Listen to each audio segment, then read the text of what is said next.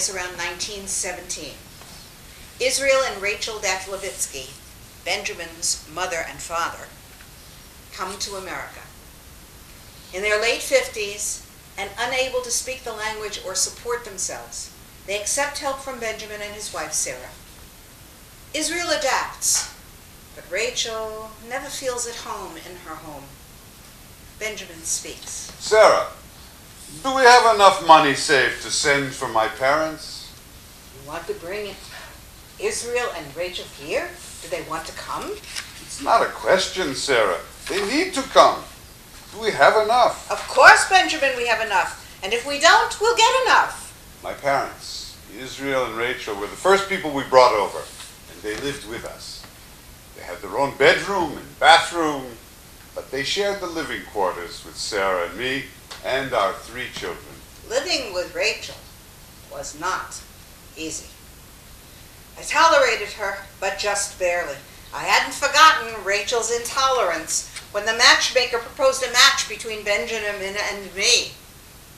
On the other hand, I adored Israel. I think because he reminded me so much of my husband Benjamin. Not just in looks. Israel seemed ill-fit in America, the same way Benjamin seemed ill-fit in the laundry. That awkwardness was endearing. My father tried to maintain dignity and importance in his daily life. He woke each morning, put on tefillin, prayer boxes, and he prayed. Came to breakfast, read the Yiddish newspaper, the Forbes, walked about on the street, greeted the shopkeepers and peddlers as if he were the mayor of Ridgewood. How do you do this morning, Mr. Ferraro? What are the chances of rain today? And the new baby, how is she doing? No sign of croup, thanks be to God. I'll ask Rachel to make a poultice just in case, to rub on the baby's chest at night. You can't be too careful these days. Mrs. Beckstein, how are you feeling today? You look wonderful. Color is back in your face. You're walking straighter today and with some more life in your step.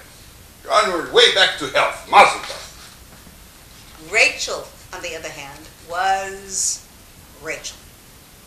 One day, I heard her yelling at the butcher on the telephone.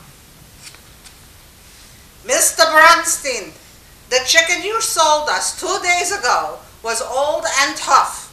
It was hardly even good for soup, Mr. Bronstein.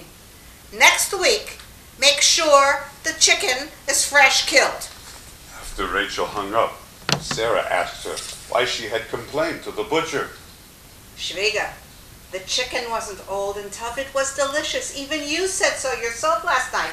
This chicken is delicious. You have to complain to the butcher every week, Sarah, even if the chicken is good, or you will not get a good chicken next time. Several minutes later, when Rachel had gone into the kitchen, Sarah called back Mr. Bronstein, the butcher, and apologized for Rachel's behavior. Mr. Bronstein, this is Mrs. Datlovitsky calling. No, the other one. Mr. Bronstein, I just wanted to apologize for my mother-in-law's outburst to you on the telephone. She didn't mean what she said. The chicken was delicious. What? Oh, yes, Mr. Bronstein. I'll make sure she doesn't come to the butcher to pick up meat in the future. Good day, Mr. Bronstein.